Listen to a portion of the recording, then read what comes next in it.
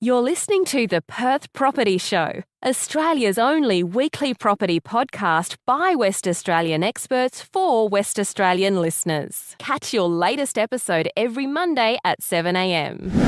Good morning, everyone. Welcome to the Perth Property Show. My name's Trent Fleskens, your host. As always, middle of August, still a bit of rain around, but the property market continues to smash on. And we are talking with Brendon Ptolomey, my favourite guest, about the regional market. It's been a little while talking about the regional market, and things are moving a little bit in certain areas up and down. Yeah, and speaking of being cold and wet in Perth, let's talk about Broome, because wouldn't we all like to warm up a little bit? Well, I've never been to Broome. Do you know that? What? Yeah. I was born in Derby. I've been to Kununurra. My dad took me around everywhere as a kid, but I'd never been to Broome. Wow. What am I missing? Well, you're missing an amazing climate. It really is an amazing climate. The town centre, I think, these days is absolutely amazing. When was the last time I was up there? About... You're there every couple of months, Brendon. Yeah. That's Exmouth. No. So, Broome, I think the town centre now just looks amazing. You've got the modern coffee shops and restaurants and that kind of stuff that really create the action and the vibrancy. You've also got that heritage around, and then the climate interlinks with things like the architecture, and that starts to create that cultural feel of the place, and it always feels just laid back. My best example is us guys as valuers getting off the plane in our polo shirts and long pants and leather shoes, and you go pick up a set of keys or meet an agent at a property and they're cruising in linen shorts, sunnies and hat on, and the moccasins or whatever. Was it Florida Keys or something? Yeah, and it feels a lot like that tropical. You know that you're in a different place. So, and obviously Cable Beach is an amazing place to be as well. So what's going on in the market there? Yeah, you guys have the property clock and big calls being made. Yeah, so hw.com.au if you'd like to check out our property clock. Yeah, my team have called Broome as starting to decline. So the clock obviously goes out to peak of market, and the next stage from there is starting to decline. And really what we've just seen there is some transaction that's happening, particularly at the top end of the market in Broome, which is either side of $1 million, and people not being able to resell their properties for the same price that they might have paid in the last 12 months or so.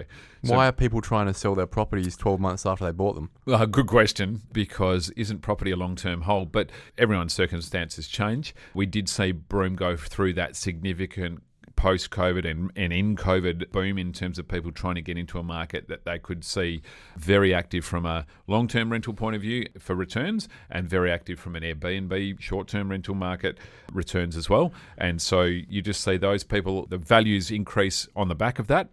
And now we're seeing a situation where, maybe that increase happened a little bit too rapidly, maybe values peaked a little bit too much, maybe some people paid too much for the wrong product, got a little bit excited, and then they sit and look at, say, interest rates increasing, potentially vacancy rate happening in terms of those short-term rentals, the return they thought they might have gotten not being as high as they wanted, or potentially their circumstances change and they need to get out. So we've seen the demand for the high-end part of the market struggling, and therefore values decreasing. Would it be right to say that demand has dropped off but supply is still fairly tight? Yeah, supply is still really tight. I think if you dig a little bit deeper, what you'll find is that the supply at the top end of the market is being freed up, but at that mid to bottom end of the market will still be relatively tight. Yeah. Okay. And what about the rental space there? Yeah, so rentals are still relatively tight from the long-term point of view, but that fluctuates because of that transient type population in that tourism market. And so one of the key things to think about with Broome is that they went through a cycle where they're busy all the time. So it's usually their dry season, i.e. southern winter, that they were always really busy. They then went to a cycle where they were busy for the whole year, and now they're coming back out of that cycle post-COVID. And so some of those rental returns won't be looking as high as they were, and some of the rental market will start to free up a little bit. So it's obviously a very unique market. It's a very isolated market. It has no correlation to any other market in Western Australia. Yep. It's an island in itself, right? Is it balancing back out after the frantic domestic tourism market of COVID, and it's just settling back down a bit? The arse isn't falling out of it in a Karratha, Port Hedland way from years ago, is it? Yeah, we're not talking massive correction here. We're just talking about a market settling down and finding its feet as it works out what the next phase is. Okay, let's transition into Karratha and Hedland. Yep. They're both fairly correlated markets, obviously different price points, but correlated in terms of the cycle, which is generally the iron ore cycle. We don't hear a lot about these markets in the same way that 3-4 years ago we would hear every week about how crazy rent rises are and price rises are. What's the dynamic on the ground there? We've obviously got a valuer that's based and lives in Karratha, and she's telling us that essentially it's slowing up in terms of activity, i.e. less sales happening just at the moment. It does go through like a bit of a roller coaster, peaks and troughs, just depending on what supply is there and how much demand's around. There's no effect on value. They're relatively stable and the rents are remaining high. So it's just a situation where essentially there's maybe a little bit more supply than there was in the past. There's not as much demand as there was, and so there's no frantic activity around value increase. So actually it's just normalised a little bit. And if you have a look at our... That's a good thing, isn't it? Yeah, exactly. So it means that probably if you're a local, it might be a time to buy and have a look around at what products are available. If you're an investor, maybe it's a time to look around, because we're still relatively confident that that market will continue to increase into the future. Why is that? Again, that supply and demand, so really expensive to build up there. You can't create supply overnight. The mining industry is continuing to be really strong. Karratha itself as a destination to live is much better than it ever was in the past, and so potentially that creates more of an industry around itself. And there is a lot going on. There's a lot of energy type stuff going on up there. There's the salt side of things as well. It's a pretty intense location in terms of being the centre of our West Australian economy. Is it the same story in Headland? Well, Headland's interesting because there's more investors piling into that market. That's some different price points in there. It's much cheaper in Headland than Karratha, isn't it? Yeah, so you can go and buy a one-bedroom unit in there much more easily than you can in Karratha, because there's that older style stock and housing type within Port Hedland. The rents are high and they're sustainable because there's a lack of supply into the future. Again, we talk about the fact that it's really expensive to build there. And then the Port Hedland port buyback of the 400-odd houses that sit in the zone that gets drenched by dust every single day, they're going to come out of the market in the future. They're still in the rental market and the port is slowly buying those assets back. But at some point in time, they have to come out of the market because the port's buying them back because they're not suitable to live in. So what happens next, i.e. we know from a long way out that town is going to lose supply. So how are we going to create that? And we can't afford to add more supply. Yeah. And how do we replace that supply? And therefore, that means that there's pressure on values, both from a rent point of view and a capital value point of view. Exmouth, you're up there every week. Unfortunately, I'm not, because we've got a valuer based in Exmouth. She's doing a fantastic job. But you're there on holidays, obviously. When she's not working, you're up. You step in and do the good thing. I have to go and make sure the town's going okay. But really active still post-COVID in terms of making that road trip or that short flight and hop to Exmouth. We've been looking at some scenarios there of creating supply in that location. So is it viable to subdivide land, create new land supply, single residential land supply in there? Is it? It's very edgy in terms of whether it's actually viable. Yeah, so the return probably isn't worth it. Probably needs some government intervention in terms of creating Isn't that this supply. where Development WA steps in? Yeah, so they do own some Englobo parcels of land in the locality, and hopefully they can get something up into the future. Interestingly, there are some other private developers looking around at lots on those canal. There's some multi-unit sites in there, so it'll be interesting to see whether they can get those up into the future. But just interesting to note, there's one house on the market this week in Exmouth. That's all the supply is, and then there's some vacant lots. So what that means is that price is insulated from a downside perspective and really not enough data to demonstrate it going up anyway. Also interestingly, in terms of some of the regional towns, as a reflection, there's builders based locally there. So that creates, even though it's expensive to build, it's obviously more expensive than Perth, there's actually tradies in town that can build a product, which means that they can create supply into the future. Geraldton. We've talked about in the past, coming off a really low base, some really good local economic activity happening there, some transactions and some in terms of magnetite iron ore coming in from inland. The Midwest projects, the Gibson iron ore mine, those kinds of things. All of that is grist to the mill of values continuing to increase in the locality and the activity within the local area increasing. So went through a really rough patch, probably the roughest patch of any regional location in WA. Worse than Mandurah? It would be on par in terms of that value correction being around about that 30-odd%, yeah. And looks cheap. So if you're within WA and you're looking around for investments, it's probably not a bad place to check out. A little bit like those Perth Hills type locations like Northam and York, you get to a different price point to invest into. And it's a half the price point of the Northwest. Well, it's well below replacement value, put it that way. Yeah, exactly. Yep. Kalgoorlie. Yeah, Cal's going through an interesting period of time. Investors are piling in there as well, going pretty crazy. East Coast investors? I think it's a mix, local, East Coast and Perth. The vacancy rate's really low and really tight. There's a little bit of construction, and again, we talk about the fact that there's actually builders based in the locality and can actually get projects off the ground and build single residential. Land sales, we've seen them slowed down a bit, so that might just show you that some investors have gone in there, bought up some land, and now they're at that stage of trying to get their house built. Established dwellings still far and away the preferred product for an investor and an owner-occupier to buy in the location. No different to Perth, is it? Yeah, really? Exactly. There's a lot going on up there in terms of expansion of the super pit. There's some significant infrastructure development happening there, and then Lynas Corp with their rare earths processing facility coming to a conclusion of construction. We're seeing some crazy rentals being paid for that short-term accommodation. That then brings more confidence to the investor market as well. Let's head directly south. I've been looking around Albany for a little while myself. Love the area. A town that's gone through the same undersupply issues in the rental and sales space, but a town where you look on the satellite, so much land. Every single property is 1,000 or 1,200 square meters. No one's really ever subdivided much at all in that area. Yeah. If you wanted to, there wouldn't really be an issue with supply if people were incentivized from a price point to deliver it. Yeah, and again, we've got a valuer base down in the Great Southern, and the feedback there is established dwellings are demanding a premium to the extent that it's like we've had in Perth Metro in the past.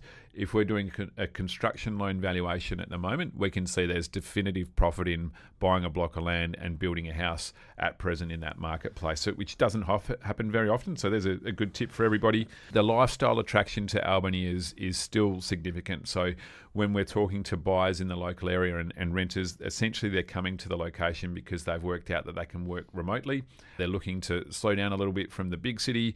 They might get a little bit more land and a little bit of acreage, get the chooks running and grow their own food and those kinds of things. Still maintain their career in terms of being able to dial into meetings and do what they need to do remotely, and that's the attraction of that location. And clearly, as we all know, Albany is an absolutely beautiful place to be. That's right. Let's move across to Busselton, Dunsborough. Similar situation down there to Perth, essentially, in that severely undersupplied. There really is no stock. Stuff that comes to the market is getting taken up really quickly. Really good demand from both locals as well as those lifestyle changes that we talk about. People seeking a lifestyle change going to choose Busso and Dunsborough as opposed to maybe the Albany choice. They're soaking up supply, so are local upgraders as well, and then there's literally no rentals. Again, it's worse than Perth from a rental point of view in terms of if you want to create that lifestyle change and move down there and find somewhere to live, that's a really difficult proposition. It's a buy. It's very hard to build. It's impossible to rent. You just got to buy somewhere. Yeah, exactly. Buy established and get into just about anything you can. Well, we were talking to Stuart Reside from Urban Quarter, talking about Dunsborough Lake development that he's finishing off. Yep. They've got one stage left and then they're done. Yeah. Where's the rest coming from? Where's the next stage of land development coming from in that region? And there's a couple of owners that own a couple of really big bits of Inglobo land there that are locked up. It's their choice as to whether they would start developing that or not. It's really interesting to look at Dunsborough Lakes. It's especially that eastern section where, from a valuer point of view, driving through there in the last, probably 5 years ago, you look at that land and go, who is ever going to build and buy this land? And now it's just about sold out. And the poor kangaroos are just sitting in that corner of the leftover bit of land, just looking at each other going, where do we go next? Yeah, look, that's probably the biggest COVID effect you can see. Yep. Is there's so many of these. East Court's got a development in Coarum called Hideaway. Yep. There's a few of these, Witchcliff obviously happening, where pre-COVID, I don't think any of these would have come close to getting off the ground. Yep. Since COVID, people look at a small land subdivision in a small country town on the way to Margaret River and go, yeah, I can see myself building here. Yeah, and what I do like about some of those markets in terms of construction is there's some different product there. It's not cookie cutter product that you see in Perth subdivisions. And it's mainly steel frame, isn't it? Yeah, there's a lot of steel frame, a lot of timber, weatherboard type finishes, a range of board type finishes. Some of the eco stuff that's happening down south of Margaret River there, really interesting to see. There's hay bale houses being constructed in those locations. A lot of people watch Grand Designs, and that gives them the opportunity to go and be a little bit different in Rammed terms earth. Yep, rammed earth's been really popular in there. Bit of tilt concrete panel.